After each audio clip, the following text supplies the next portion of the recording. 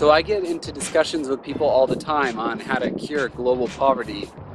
But before we can really even start a discussion, I have to ask, what definition of poverty are we using? Advertising charities reach out to the public every day in order to acquire material goods for the poor. But what does being poor or living in poverty really mean?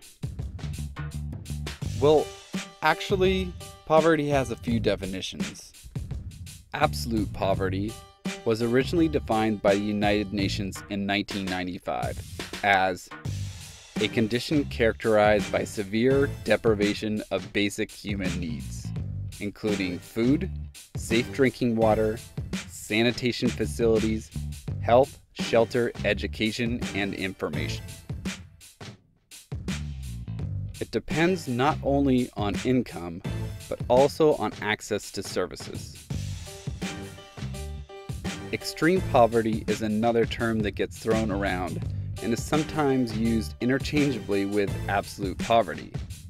But its definition usually refers to earning below the international poverty line of $1.25 a day. This line was set in 2005 by the World Bank. Relative poverty is another definition, but this term is defined by governments. You are deemed poor not because you do not have certain materials or lack access to services, but rather your income level is on the low end of the graph when compared to the rest of the citizens in your country. Here in the US, the Census Bureau puts out a report documenting the FPL, or federal poverty line, which it then uses to determine the state of the economy and whether an individual will qualify for social services such as Medicaid, the Affordable Care Act, or SNAP, more commonly known as the food stamp program. Then there are those that focus more holistically on the fact that poverty is not measured purely on material basis, but rather it is a restriction on the growth of a person's potential to contribute to society. This approach is sometimes referred to as social exclusion.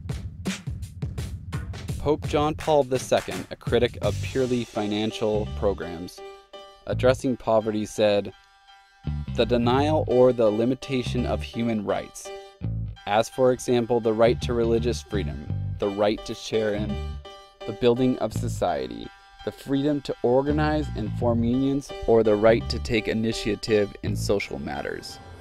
Do these not impoverish the human person as much as, if not more, than the deprivation of material goods?" These are only a few definitions of poverty. Which one stands out to you as best representing what you believe poverty to be? Let me know in the comments, and of course, subscribe.